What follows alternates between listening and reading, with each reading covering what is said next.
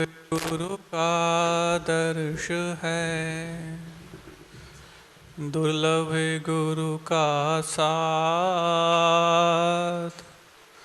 दुर्लभ उठना गुरु नजर, दुर्लभ सर पर हाथ, दुर्लभ गुरु संकेत हैं, दुर्लभ तत्पालन, दुर्लभ तम गुरु चरण में है समाधि धारण। बोलिए देवादिदेव एक हजारा श्री पार्श्वनाथ भगवान की जय। परम पूज्य संत शिरोमणि आचार्य परमेष्टि गुरुदेव श्री विद्यासागर जी महामुनिराज की जय। परम पूज्य निर्यापक श्रवण मुनि श्री योग सागर जी महाराज की जय। नगर गौरव निर्यापक श्रवण मुनि श्री वीर सागर जी महाराज की जय। साधर्मी मुनि श्री अतुल सागर जी, निस्सीम सागर जी, शाश्वत सागर जी महाराज की जय। नगर गौरव मुनि श्री निसंग सागर जी महाराज की। परम पूजनीय मुनि श्री सौम्य सागर जी महाराज की, समस्त आचार्य संघ की जय। मानस बनाने के लिए पहले मुस्कुराना पड़ता है, और जब मुस्कान मानस पर चढ़ करके बोलती है तो समय कितना भी हो हमारे लिए बात समझ में आने लग जाती है। अभी महाराज ने आपके लिए नवधा भक्ति के बारे में बताया। जिस नवधा भक्ति का प्रयोग करने से और प्रयोग करने के पूर्व में दो ऐसी घटनाएं घटी जिन घटनाओं के बारे में आज तक विश्व उनको इतिहास में अंकित करने से अपने आप को सौभाग्यशाली मान रहा है।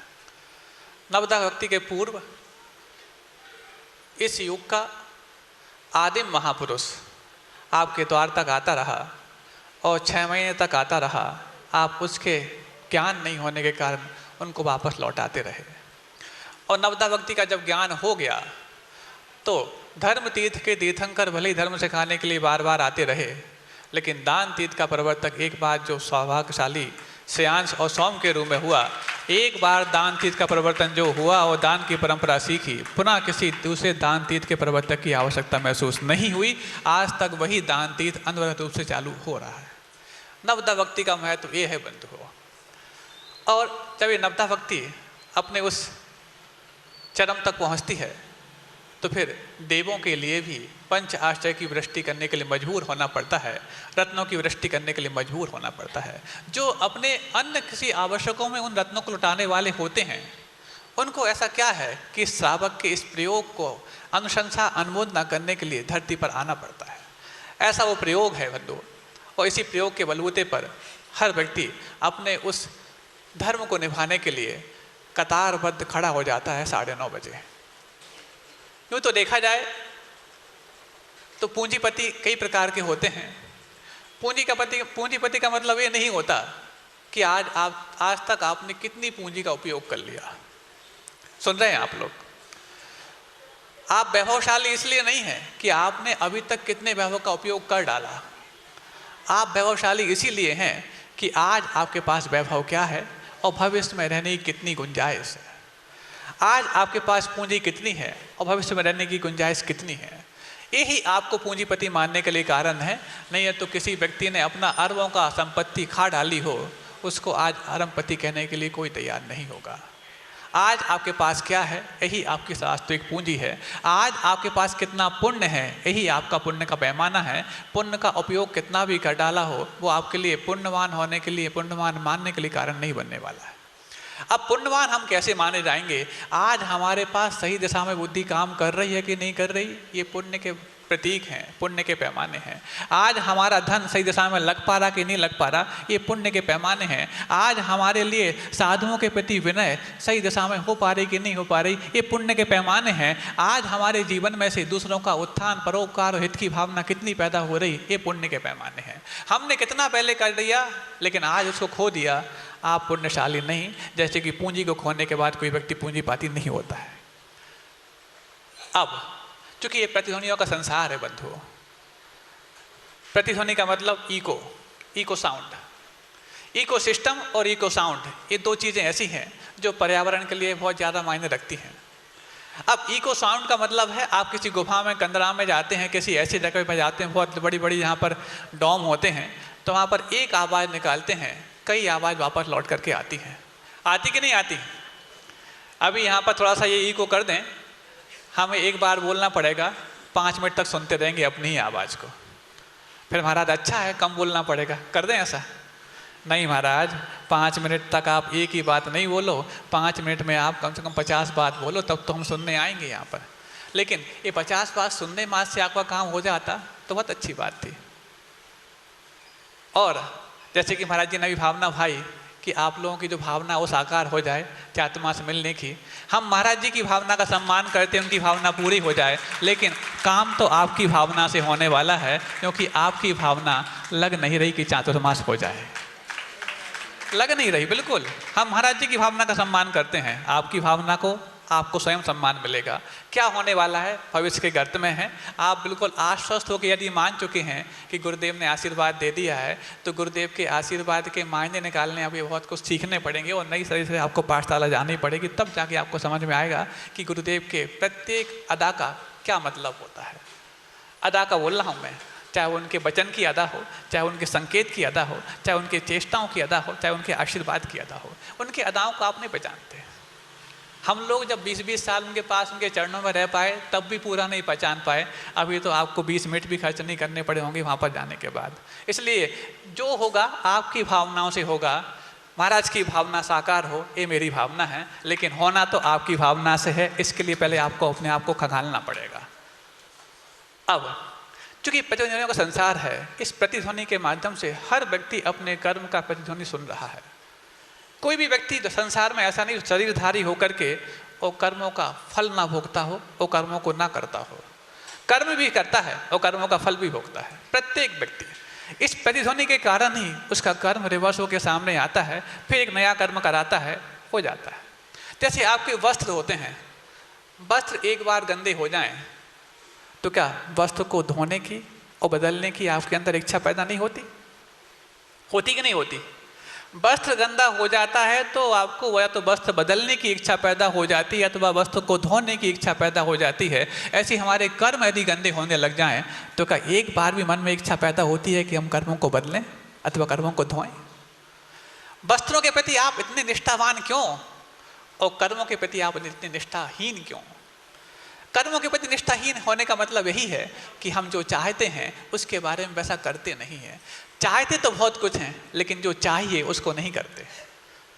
हर व्यक्ति वो कर लेता है जो वो करना चाहता है, लेकिन सिर्फ वही नहीं कर पा रहा जो करना चाहिए। सबसे पहले हमें चाहिए और चाहते का भेद खत्म करना होगा। अब यदि सबको पता है कि हमें ऐसा चाहिए, वस्त्र यदि वही पहनकर पहुंच जाओगे तो दुनिया में कोई भी आपको दुत्कारेगा नहीं, अपने आदमी ही दुत्कारेंगे, दूसरा नहीं दुत्कारेगा। क्यों? क्योंकि आत्मीय लोगों के लिए आपके अच्छे वस्त्र होना आवश्यक होता है। लेकिन जब आपके कर्म दूषित हो जाएंगे और कर्म यदि गंदे हो जाएंगे तो फिर आपके आत्मी भी दुत्कारेंगे और आपके पराय और गैर भी दुत्कारेंगे। तो जैसा हम कर्मों के साथ अपना इस प्रकार के खेल को सही बनाना चाहते हैं, तो हम वस्त्रों के साथ तो सही खेल कर लेते हैं, लेकिन कर्मों के साथ सही खेल नहीं करते। और वस्त्रों को धुलने से तो आप में सिर्फ और सिर्फ कर्मों को धोने के लायक तो बुद्धि नहीं पा सकते, अपने आप के मन को धोने लायक बुद्धि पाएं इसकी भी कोई गारंटी नहीं होती। तो प्रतिध्वनि आती कैसे है? आपने कोई एक साउंड निकाला, इको बनकर वापस लौट करके आ गया। हर व्यक्ति कुछ ना कुछ साउंड इस कर्मों का निकाल रहा है और वापस लौट करके वो आ रहा है। लेकिन जब वापस आता है तो वहाँ के सारे साउंड्स तो आपको सुनने में अच्छे लगते हैं कि बढ़िया इको है, लेकिन जब कर्मों का साउंड लौट करके आता है तो आपको लगता है किसका किया हुआ है, किसकी एक करतूत है, किसका एक कारनामा है, किसका किया हुआ कृत्य है। उस कृत्य को जब पहचानने के बाद उसको इग्नोर करते हैं तो एक बार तो सावधान हो जाएं कि इकोसिस्टम हमारा स्वयं का बनाया हुआ है और इको साउंड ही हमने स्वयं तैयार किया हुआ है। अब कैसा इको बनाएं? इको तो बना हुआ है, बनाना नहीं आपको। कैसा हम साउंड निकालें ताकि सुनते वक्त हमारे लिए अच्छा महसूस हो? कैसे वो कर्मों को करें ताकि वापस आते वक्त हमारे लिए वो सुकून महसूस कराएं? उन कर्मों के बारे में आपको सावधान होने की आवश्यकता है, उन वचनों के बारे में आपको सावधान होने की आवश्यकता है और भावना के बारे में आपको सावधान होने की आवश्यकता है। कर्म मात्र एक भौतिक क्रिया नहीं है बंधु, ये भावनात्मक, आध्यात्मिक और मानसिक क्रिया है। इसके साथ यदि आप सही तरह का व्यवहार करते हैं तो लौट कर जब आएगा तो आपको वेलकमेबल लौट कर आने वाला है, नहीं है तो वेलकम नहीं है तो फिर भीड़ कम तो होने वाली है ही। अब देखो एक बहुत अच्छी बात, चूँकि आज प्रसंग नवधा भक्ति का आया, उस नवधा भक्ति के बारे में कई व्यक्तियों के मन में एक भाव होता है कि गुरुदेव को हम प्रणाम करें, बड़े महाराज जी को हम प्रणाम करें, मुनि महाराजों को हम प्रणाम करें, क्षुल्लक महाराजों को हम प्रणाम करें। सबके मन में एक भाव होता है। जैसे अभी 4 उन पात्रों की बात आई कि सूकर, बंदर आदि आदि जो 4 पात्र थे उनकी बात आई। ऐसी एक पात्र का नाम मैं बताना चाहता हूँ मैं। वो भले ही उन 4 पात्रों में नहीं था, किसी अलग प्रसंग में था, लेकिन प्रसंग इसी टाइप का था कि एक पक्षी, मुनिराज ने जमीन पर पैर धोए, मिट्टी में पैर धोए, उस गंधोदक को उसके पास कोई हाथ तो है नहीं है कि ऐसे लगा के वो माथे पे चढ़ा ले, लेकिन मात्र अपने पंखों को उसमें भिगो करके और लोट पोट हो जाता है, उसके पंख सोने के हो जाते हैं। ये दृष्टांत आपने सुना होगा, सुना है ना, उसके पंख सोने के हो जाते हैं। लेकिन आप लोग चांदी की थाली में, सोने की थाली में, सोने की झाड़ी से, रत्न जड़ित झाड़ी से और मुनिराज के पाद प्रक्षालन कराते हैं, और जब गंधोदक लेते हैं, चैलेंज है किसी का एक नाखून भी सोने का हुआ हो तो, कहाँ तो उसके पूरे के पूरे पंख और शरीर स्वर्णमय हो गया, और यहाँ पर वो मिट्टी में धोए था और यहाँ पर सोने की थाली में धुलाए जा रहे हैं। आपका जो इस नाखून से टच हुआ वो गंधोदक है, वो लग गया, ये नाखून सोने का नहीं हो पाया। कहाँ कमी रह गई है? कमी मात्र उन भावनाओं में रह गई है जिन भावनाओं के बलबूते पर त्रियंच गति में भी ऐसा कारनामा हो सकता है, और भावनाओं के अभाव में मनुष्य भी अपने उस कर्तव्य करने के बाद परिणाम की प्रतीक्षा तो करता है, कहीं नाखून सोने का तो नहीं हुआ। कथा सुन के जाता है पक्षी की, और जब प्रयोग करने जाता है तो देखता है नाखून सोने का क्यों नहीं हुआ। आपकी थाली सोने की है, आपकी झाड़ी सोने की है, लेकिन आपके भाव सोने के नहीं हो पाए। और जब भाव सोने के हो जाते हैं तो मिट्टी में भी पैर धुलाया जाए और धो दिया गया हो तो उस मिट्टी को लगाने के पश्चात भी आपका शरीर सोने का होने में कोई देर नहीं लगती बंधु। इस सब के लिए क्या करना पड़ता है? परिणामों की निर्मलता लानी पड़ती है, अपने उस धर्म, अपने समाज, अपने राष्ट्र के प्रति भक्ति पैदा करनी पड़ती है। और जब ये भक्ति पैदा हो जाती है तो उस भक्ति के माध्यम से ही बड़े बड़े देवों के लिए भी अपने कर्तव्य निभाने के लिए और आश्चर्य प्रकट करने के लिए तैयार खड़ा रहना पड़ता है। छोटी सी बात याद आ गई, नाम सुना होगा ना विवेकानंद जी का, सुना? वो एक बार जापान गए थे, और जब वो जापान गए तो ट्रेन में सफ़र कर रहे थे, और ट्रेन में सफ़र करते करते जब उनको देखा कि, जब सुना था जापान तो बहुत बड़ा देश है, विकसित देश है, और इस विकसित देश में कोई अपने साथ साजो सामान रखने की बहुत ज़्यादा आवश्यकता नहीं, जहाँ पर जो चीज़ आपके दिमाग में आए वो चीज़ वहाँ पर उपलब्ध हो जाती है, ऐसी मान सकता है कि वो यात्रा कर रहे थे। और जब यात्रा कर रहे थे तो अचानक ट्रेन में उनके लिए भूख लगी। अब भूख लगी, शाकाहारी थे तो क्या खा सकते हैं, फल फ्रूट खा सकते हैं। सोचा ट्रेन हर 10-5 मिनट में रुकती है, कहीं स्टेशन पर उतरेंगे, कैंटीन मिलेगी या कोई फल वाले मिलेंगे जैसे भारत में मिल जाते हैं, फल खरीदेंगे, वो खा लेंगे। एक बार ट्रेन रुकी, स्टेशन पर उतरे, जितना समय था उस समय में उनको ऐसा कोई नहीं मिला जो उनकी पेट की आग को बुझा सके। सोचा 10 मिनट बाद फिर रुकेगी, फिर 10 मिनट बैठे, ऐसे करते करते 3, 4, 5 बार वो उतरे, और 3, 4, 5 बार उनके लिए खाने पीने की उनके लायक कोई चीज़ नहीं मिली। अब अंदर ही अंदर बड़बड़ा रहे हैं, ये कैसा देश है, सुन रखा था कि ये तो बहुत बड़ा देश है, विकसित देश है, और इस विकसित देश में मेरे जब भूख को मिटाने लायक सामग्री नहीं है तो फिर अंदर की भूख जो हमारे लिए उपचार के रूप में वैभव को प्राप्त करने की होती है, उसको लौटाने लायक क्या मिलने वाला है। यहाँ पर बड़बड़ा रहे थे, लेकिन उस बड़बड़ाहट में कई बार जब अंदर से भूख तीव्र हो जाती है तो मुख से वचन भी बहुत तेज निकलने लग जाते हैं। एक जापानी ने सुन लिया कि ये जापान को कोस रहे हैं, और किस लिए कोस रहे हैं, क्योंकि इनको खाने के लिए कुछ मिल नहीं रहा है, और खाने के लिए जो मिलता है वो ये खाते नहीं हैं, इसका मतलब इनको फल फूल चाहिए है जो इनको मिल नहीं पा रहे हैं। अगले बार किसी स्टेशन पर जब वो ट्रेन रुकी, वो उतरा, उसको मालूम था कहाँ फल मिलते हैं, फल की टोकरी लेकर के आकर के और सीधा सीधा विवेकानंद जी के सामने रख दिया। और रख दिया। तो विवेकानंद जी जो अभी कोस रहे थे जापान को, बड़े खुश होते हैं, कम से कम यहाँ पर ऐसे इंसान तो होते हैं जो दूसरों की भावनाओं को समझ करके वो उनकी भावनाओं को सम्मान देना जानते हैं। तो लाके रख दी टोकरी, बोले लीजिए, आपको भूख लगी है ना? बोले हाँ, तुम्हें कैसे मालूम? नहीं, आपका चेहरा और आपके शब्द बहुत कुछ बता रहे थे जो मैंने यहाँ पे करके दिखा दिया। अब इतने स्वाभिमानी थे विवेकानंद जी की किसी की दी हुई भेंट को बिना उसके एवज में कुछ दिए वो ग्रहण नहीं करते थे। तो उन्होंने पूछा कितना पैसा है इसका? बोले कुछ नहीं। तो विवेकानंद जी बोलते हैं नहीं, भले ही मैं मुँह का भूखा मर जाऊं लेकिन मैं भीख ग्रहण नहीं करता। बोले मैं, आप इसको भीख समझ क्यों रहे हैं? ये तो भेंट है। ये भीख नहीं, ये तो भेंट है। तो उन्होंने कहा नहीं, भेंट भले ही हो लेकिन भेंट किसी अच्छे व्यक्ति को अच्छे कुछ काम के लिए दी जाती है। और जब आप देख रहे हैं कि मैं कुछ बड़ा रहा था तो मैं उस समय अच्छा साबित तो नहीं हुआ, और फिर भी आप जो दे रहे हैं वो भेंट नहीं मानी जाएगी, एक तरह से भीख जैसी मानी जाएगी। कृपया यदि आपको लगता है कि मेरी भूख मिट जाए तो सबसे पहले आप इसका मूल्य बताइए। तो वो जापानी इस बात के जवाब में जो बात कहता है सुनने लायक है आपके लिए। वो कहता है कि पहली बात तो आप इसका मूल्य चुका नहीं पाओगे। बोले क्या मतलब, इतना महंगा है क्या? बोले महंगा पैसों के रूप में नहीं है लेकिन भावों के रूप में है। तो यदि भावों के रूप में है तो मैं चुका सकता हूँ, और रही बात पैसे की है, अभी भले ही मैं दे पाऊँ लेकिन बाद में मनी ऑर्डर कर दूंगा, दे दूंगा।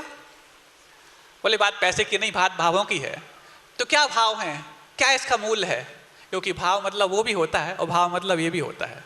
अ critic who knows the price of everything but value of nothing. एक आलोचक वो होता है जो हर वस्तु की कीमत तो जानता है लेकिन मूल्य नहीं जानता। और यदि आलोचक को उसकी कीमत के सही नहीं मिलने पर आलोचना का शिकार होना पड़ता है अथवा आलोचना करता है तो उस व्यक्ति को कभी उसकी मूल्य की भरपाई नहीं हो सकती।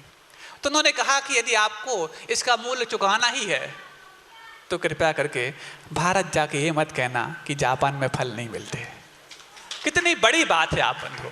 क्या अपने देश के लिए आप ऐसा कर सकते हो कि कोई दूसरा विदेशी व्यक्ति आकर के यहाँ पर आपके देश की निंदा कर जाए और आप निंदा करने से बचाने के लिए उसको जो कुछ भी करने की योग हो वो कर सको? क्या आप अपने धर्म के लिए ऐसा कर सकते हो?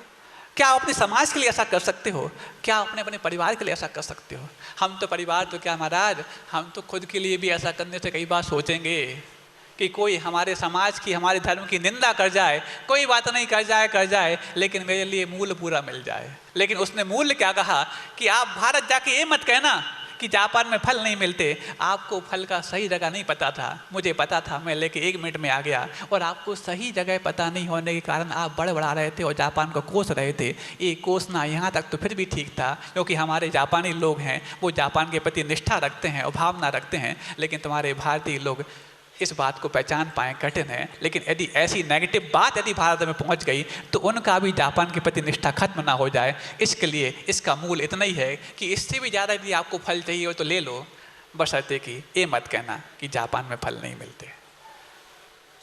ये भाव यदि हमारे लिए अपने धर्म, अपने समाज के प्रति पैदा हो जाए कि कोई व्यक्ति ऐसा ना कह पाए कि नागपुर समाज में ऐसे व्यक्ति नहीं हैं जो गुरुदेव के प्रति श्रद्धा रखते हैं। कोई यदि ऐसा ना कह जाए कि नागपुर समाज में ऐसा कोई भक्त नहीं है जो गुरुदेव के प्रति अपनी निष्ठा ना रखता हो। इसके लिए आप क्या कर सकते हैं? ऐसी यदि आपके अंदर भावना है तब जाकर के आपको जैनी होना सार्थक होगा। जब जापानी भी ऐसा कर सकता है तो जैनी को क्या नहीं करना चाहिए, अंदर सोचने लायक बात है। क्या हमारे समाज पर कोई दंश ना लग जाए इसके लिए हमारे अंदर कोई प्रयास है? हमारे धर्म के बारे में, हमारे साधुओं के बारे में, हमारे गुरुदेव के बारे में कुछ ना कह जाए इसके बारे में हम सोचते हैं, सजग रहते हैं। इतना सजग रहने के लिए पहले आपको उसके प्रति इतनी निष्ठा पैदा करनी पड़ेगी, इतना बहुमान पैदा करना पड़ेगा, इतना गौरव पैदा करना पड़ेगा। क्योंकि आपके गौरव को पैदा करने के लिए आपको पहले अपने इतिहास को खंगालना पड़ेगा। ये इतिहास है, जिस जमीन पर आप बैठे हो वो जमीन भी आपका इतिहास है। भले ही वो पृथ्वी का एक जीव का एक शरीर है,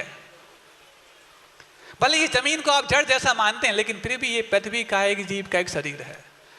ऐसा क्या है कि ये शरीर मर भी जाता है तो इसको आप हिला डुला के जगाने की, वो जीवन देने की प्रयास करते हो, वो ये जीवित भी है, इसको जड़ जैसा मान लेते हो। तो बंधुओं, जिसने अपने सबसे सक्रिय पर्याय इस मनुष्य पर्याय को पाकर के भी अपनी पुरुषार्थ को जड़ बना के रखा, उस व्यक्ति को पर्याय भी ऐसी मिलती है जिसको लोग जीव मानते नहीं, जड़ मानते हैं, जैसे कि ये पृथ्वी है। इस पृथ्वी का इतिहास अपने सामने है, हम सबका इतिहास ही पृथ्वी है। इसको देख करके कहीं हमारे अंदर इतिहास को दोहराने की बात आ रही है तब तो कोई बात नहीं, और इतिहास को बदलने की बात आ रही है तो कुछ ऐसा काम करके दिखाना ताकि हमारे समाज को, हमारे धर्म को, हमारे गुरु को, हमारे साधुओं के लिए कोई उंगली ना दिखा पाए। और वो उंगली दिखाना आपके ऊपर ही डिपेंड करता है, और उंगलियों को वापस लौटाना भी आपके ऊपर डिपेंड करता है। आपके अंदर अपने धर्म के प्रति इतनी निष्ठा, सम्मान और विश्वास पैदा होने लायक, पहले अपने गौरव को प्राप्त करने लायक वर्तमान और इतिहास का एक तालमेल और एक तुलना होनी चाहिए। हम तुलना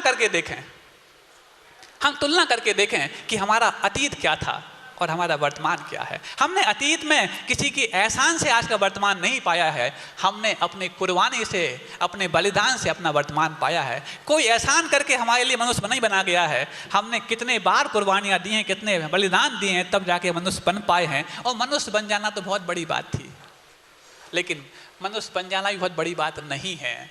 क्यों नहीं है? क्योंकि इस ज्ञात विश्व में भी 7-8 अरब की आबादी वाले मनुष्य हैं।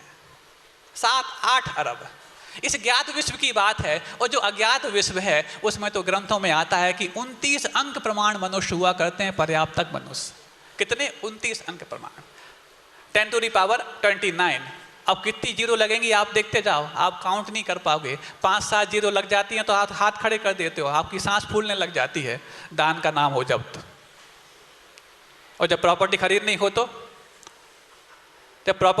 हो तो वहाँ सांस नहीं फूलती, वहाँ तो विश्वास फूलता है आपका। और विश्वास तब फूलता है जब आपको अपनी कुव्वत पर, अपने पुरुषार्थ पर भरोसा होता है। लेकिन कुव्वत और पुरुषार्थ सही दिशा में जाए तब तो वो आपकी पूंजी है, आपकी सार्थ है और आपका सामर्थ्य है। और यदि वो गलत दिशा में जाए तो आपकी कमजोरी है, आपका इतिहास हंसने लायक आपको बनने वाला है।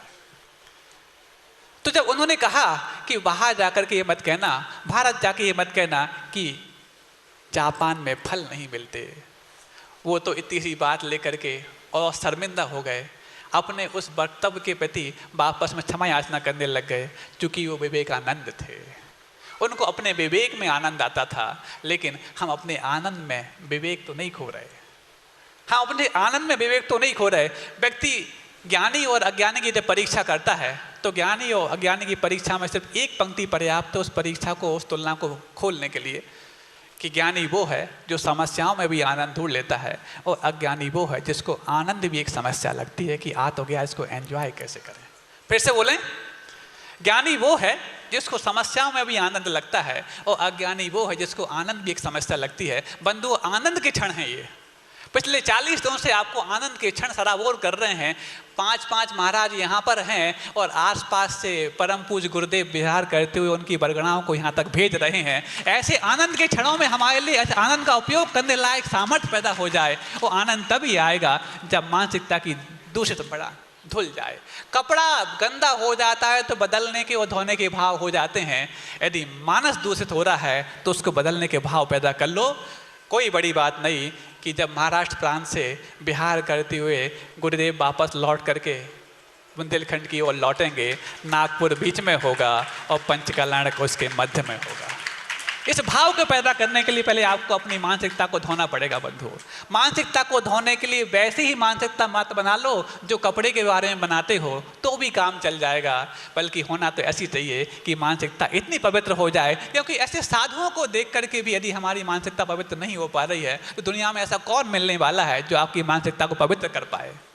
वकील, डॉक्टर, थाना, कोच, कचहरी, ये कर पाएंगे आपकी मानसिकता? अरे जहां पर सिर्फ मात ईर्ष्या, द्वेष, ये सब कुछ फैलता है, वहां पर एक को कहां मिलने वाले। एक अंतिम बात मैं कहकर अपनी बात में विराम दूंगा। नाम सुना होगा आपने कुंती का, सुना है नाम? कुंती कौन थी? पांडवों की मां थी। गांधारी कौन थी? कौरवों की मां थी, सब जानते हैं। और जब कुंती के बारे में बहुत सारी अच्छाइयां आपने सुनी होंगी, लेकिन एक बात मैं कहना चाह रहा हूं जो प्रासंगिक है। जब गंधर्वों ने कौरवों पर आक्रमण कर दिया तो उस गंधर्वों के द्वारा जब कौरवों पर आक्रमण हुआ और गंधर्व ने दुर्योधन को बंदी बना लिया, गंधर्व ने कौरवों पर आक्रमण किया और दुर्योधन को बंदी बना लिया। तो कुंती कहती है युधिष्ठिर से कि जाओ तुम दुर्योधन को छुड़ा के लेकर आओ। युधिष्ठिर तैयार, क्योंकि जब धर्म राज है तो राज करने के लिए धर्म नहीं, धर्म करने के लिए राज लिया है। तो धर्मराज ने कह दिया मां जो आज्ञा, सिरोधार्य है। लेकिन भीमू उबल बैठा, अरे हमारे साथ जिस व्यक्ति ने ऐसा व्यवहार किया है उसको छुड़ाने के लिए तुम जा रहे हो। अच्छा है, जो काम हमें नहीं करना पड़ेगा वो कर देगा, ठीक ठाक हो जाएगा, अभी तो वैसे ही अपने वनवास में है। लेकिन मां कहती है नहीं, तुम्हें ऐसा करना पड़ेगा। और जब ये जिरह चल रही है कि भीमू मना कर रहा है, युधिष्ठिर जाने को तैयार हैं, तो बीच में अर्जुन आता है जिसको मध्यम पांडव बोलते हैं। मध्यम पांडव हमेशा माध्यस्थ की बात नहीं करता बंधु, वो ऐसी बात करता है जो हर व्यक्ति के लिए एक माध्यम बन जाए अपने अंदर उतारने के लिए और जीने के लिए। तो मध्यम पांडव आगे बोलता है, भीमू को भी समझाता है और युधिष्ठिर का साथ देता है। और साथ देने के बाद जब उस दुर्योधन को छुड़ाने के लिए अग्रसर होता है तो जो बात कहता है वो आपको सुनने लायक है। बोले भैया, भले ही हम राजमहल के अंदर 100 और 5 हैं, भले ही हम राजमहल के अंदर 100 और 5 हैं, लेकिन दुनिया के लिए 105 हैं। भले ही हम राजमहल के अंदर 100 और 5 हैं, लेकिन संसार में तो 105 हैं। संसार को दिखाने के लिए तुम मात्र 105 बन जाओ तो भी तुम्हारा कल्याण शुरू हो जाएगा। लेकिन तुम तो संसार को दिखाने के लिए भी 105 नहीं होकर के 100 और 5 होते हो, और अंदर भी राजमहल में 100 और 5 होते हो। इसी से तुम्हारा अभला हो रहा है। लेकिन मैं चाहता हूँ और ऐसी भावना है, ऐसा विश्वास और उम्मीद करता हूँ कि आप लोग ऐसे संतों के सानिध्य में आकर के अपने आप को 105 कम से कम बाहर दिखाने लायक तो बन जाओगे। और जब 105 बाहर दिखाने लायक बन जाओगे तो किसी की कुवत नहीं, किसी वकील की मजाल नहीं कि आपके अंदर दूषित मानसिकता भर पाए, आपके अंदर किसी प्रकार से दूषण भर पाए। और यदि 105 यदि बाहर बनना आ गया तो वही दूषण जब बाहर हटेगा तो आपके अंदर के भावों को भी मलिन करने से बचा लेगा और निर्मल करने के लिए कारण बन जाएगा। आपके भाव निर्मल हों, इसी भावनाओं के साथ अहिंसा परमो धर्म की, बोधि समाधि परिणाम शुद्धि, स्वात्मोपलब्धि शिव शौक्य सिद्धि, चिंतामणिम चिंतित वस्तु दाने, त्वां वंदमानस्य ममास्तु देवी।